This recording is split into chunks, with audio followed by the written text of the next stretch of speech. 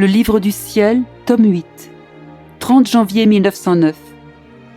L'histoire du pourquoi. Étant dans mon état habituel, je me suis retrouvée hors de mon corps.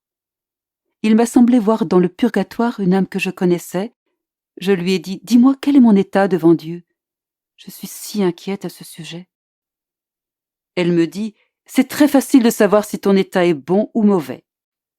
Si tu apprécies souffrir, c'est que tu es dans un bon état. Si tu n'apprécies pas souffrir, c'est que tu es dans un mauvais état. En fait, quand on apprécie souffrir, c'est qu'on apprécie Dieu. Et en appréciant Dieu, on ne peut lui déplaire. Les choses que l'on apprécie, on les estime, on les chérit, et on les protège plus que soi-même. Est-il possible que quelqu'un veuille du mal pour lui-même ? Ainsi, il est impossible que l'on puisse déplaire à Dieu si on l'apprécie.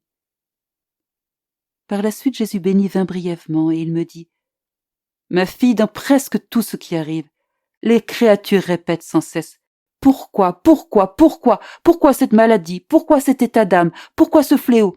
et bien d'autres pourquoi. Les réponses à ces pourquoi ne sont pas écrites sur la terre, mais dans le ciel.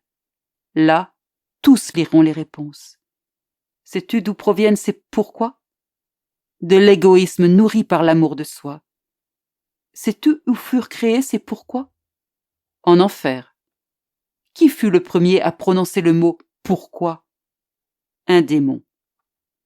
Les effets du premier « pourquoi » furent la perte de l'innocence dans le paradis terrestre, la guerre des passions indomptables, la ruine de beaucoup d'âmes et les misères de la vie. L'histoire du pourquoi est longue. Il est suffisant de te dire qu'il n'est pas de mot dans le monde qui ne porte la marque du pourquoi. Le pourquoi est la destruction de la sagesse divine dans les âmes. Et sais-tu où le pourquoi sera enterré ? En enfer, pour y rendre les âmes perdues sans repos pour l'éternité, sans qu'elles puissent trouver la paix. L'art du pourquoi est de faire la guerre aux âmes sans répit.